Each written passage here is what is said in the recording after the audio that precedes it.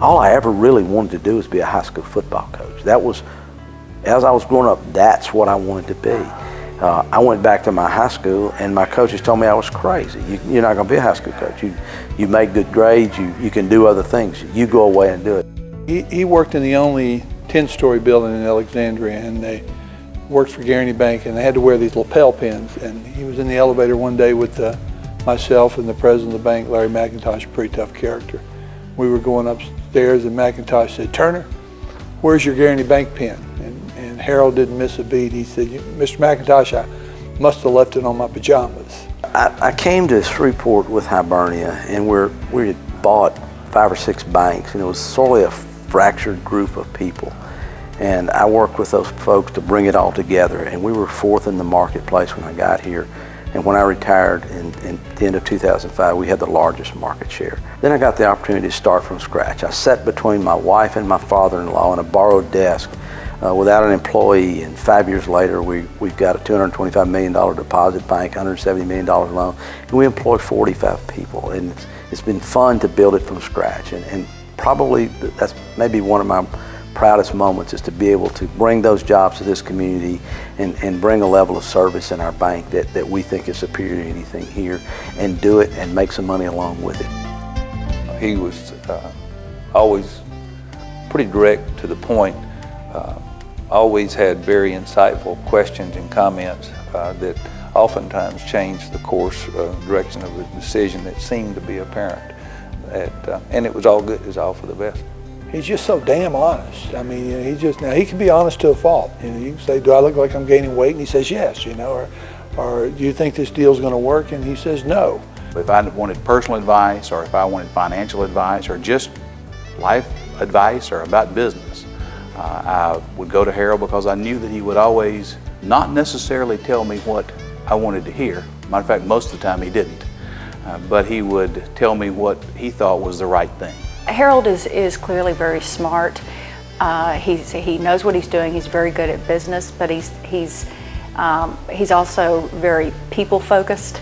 He cares deeply about the people that he works with.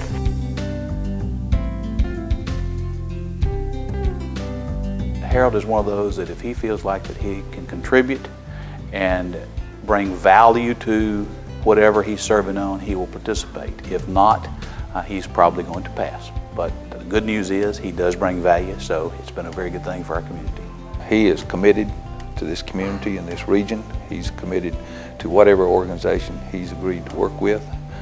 And when somebody has him on board, they're better off because of it. He's a great asset.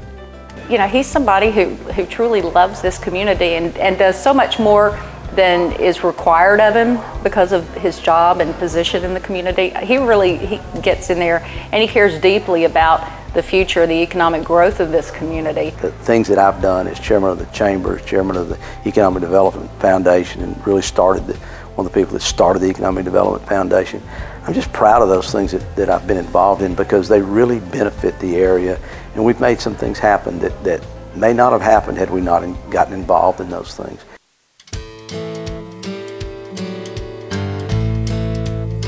I don't care where you live, you need to move to Shreveport, Louisiana, because the only way Harold could have found Helen was in a marketplace where there were no other men, because you just can't imagine why Helen would pick Harold.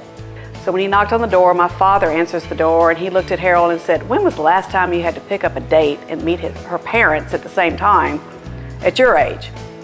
And so he went, "Well, that's the last time, I don't know." I think anyone who can handle Helen Turner is one heck of a fella. There is a classic story that Harold will have to tell you about Washington Mardi Gras that is the best story I've heard from DC, period. I'll leave it at that. We had a band in there playing, and so we started dancing, and then it became a tradition where Helen and I and a couple others danced on these chairs at Washington Mardi Gras every year, and finally, as they would set up the suite, they would set up the stage, and Harold just would sit there and shake his head. I was scheduled to do a humorous speech, and we had about 10 people in the club, and Harold called every person and said, "No matter how funny he is, don't laugh at his jokes." And so I can still remember giving a very humorous hilarious speech and nobody laughed at it and you're wringing with sweat. That's one thing. A lot of the fun we have is just on trips. We have fun at the Washington Mardi Gras. We have fun on different vacations we go on. We have a great time with our kids, Harold's children, and we have one with Justin and Sally and Ben and Maggie, and we have lots of grandchildren we have a great time with.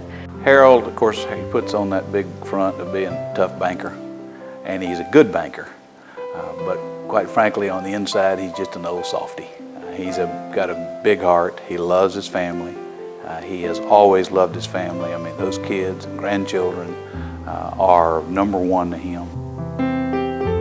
I really think that those of us who are in the Hall of Fame are not there because of what we did. I think it's there because of the people who around us, our employees, our family, our friends, our customers. They're the ones that make us look good. Harold is the most tenacious. He's the guy you want in the rowboat when the Titanic goes down. I don't know who your other 5 choices would be, but Harold Turner would be the guy you want in the rowboat. Yeah, I just have a great deal of respect for his not only his accomplishments, but his thoughts and his values that guide his decisions every day.